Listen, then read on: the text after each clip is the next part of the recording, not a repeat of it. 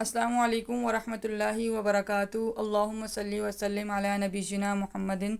اعوذ باللہ من الشیطان الرجیم، بسم اللہ الرحمن الرحیم۔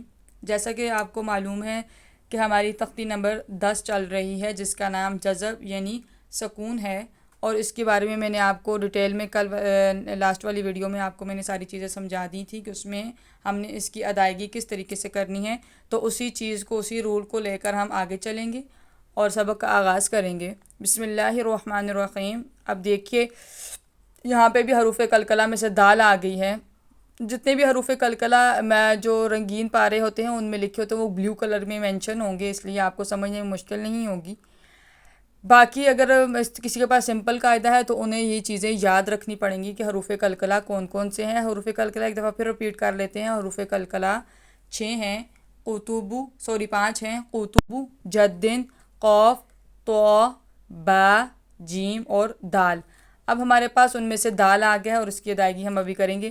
حمزہ دال زبر اد، اد یوں پڑھیے گا، حمزہ دال زبر اد، حمزہ دال زیر اد، حمزہ دال پیش اد، اد اد اد۔ اگلا ہے رال، رال اور زا، زا میں سیٹی کی آواز آئے گی، رال میں سیٹی کی آواز نہیں آئے گی، اس کو باریکی سے پڑھیں گے۔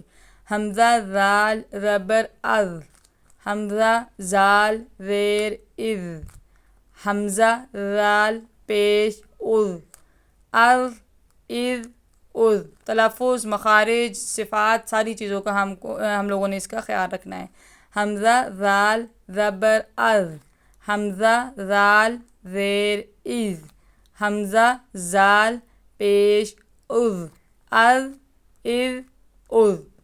اگلا ہے را، را جو ہے حروف مستعلیہ میں سے ہے، ہم اس کو پر پڑھیں گے، حروف مستعلیہ میں سے نہیں ہے لیکن اس کو پر پڑھا جائے گا۔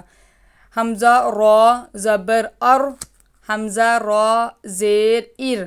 اچھا، حروف مستعلیہ جو ہوتے ہیں وہ ہر صورت جو میں ان کو موٹا پڑھا جاتا ہے، چاہے وہ زیر ان کے ساتھ ہو یا زبر پیش ہو۔ تو یہاں پر را کا جو مسئلہ ہے وہ ان سے تھوڑا الگ ہے۔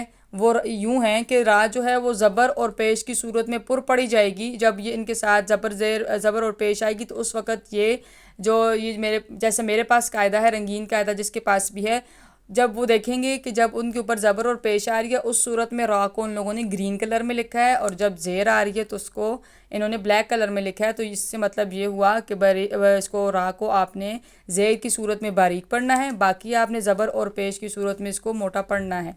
حمزہ را زبر ار، حمزہ را زیر ار، حمزہ را پیش ار، ار ار ار۔ حمزہ ز زبر از، اس میں سیٹی کی آواز آنی چاہیے، سختی سے پڑھنا ہے۔ حمزہ ز زبر از، حمزہ ز زیر از، حمزہ ز پیش از، از از از۔ حمزہ سین زبر اس، حمزہ سین زیر اس، حمزہ سین پیش اس، اس اس اس۔